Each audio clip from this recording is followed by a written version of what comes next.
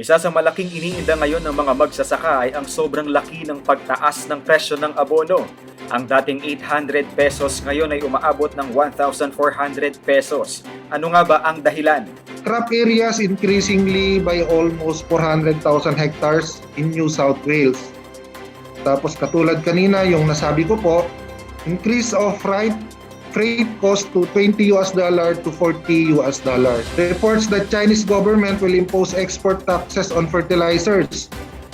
Suppliers are expecting a 30% increase of tax. Ayon din sa FPA, dahil sa kasalukuyang pandemya ay nagtataas ng produksyon sa pagkain ng bawat bansa, lalo na sa Southeast Asia na malaki ang ating imports ng pataba. Not unless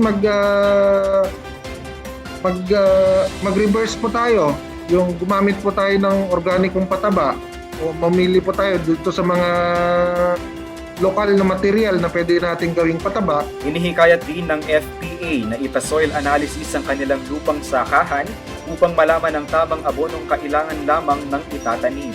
Samantala, ang DA Central Luzon ay patuloy na magbibigay ng mga libreng binhi at pataba sa mga kwalipikadong magsasaka.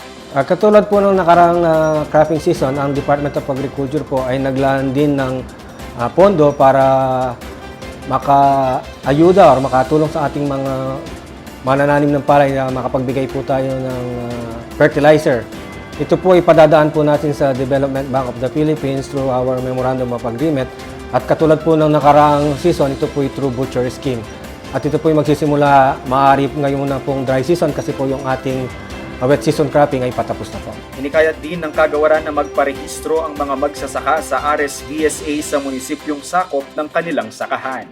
Sa ating mga magsasaka, huwag niyong kaligtaan na magparehistro po kayo sa registry system for basic sector in agriculture.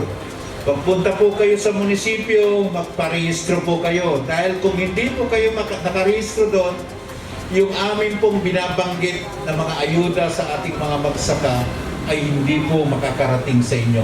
Ito po ang inyong Agri-Reporter Ernest Payawal ng Agri Balita Central Luzon.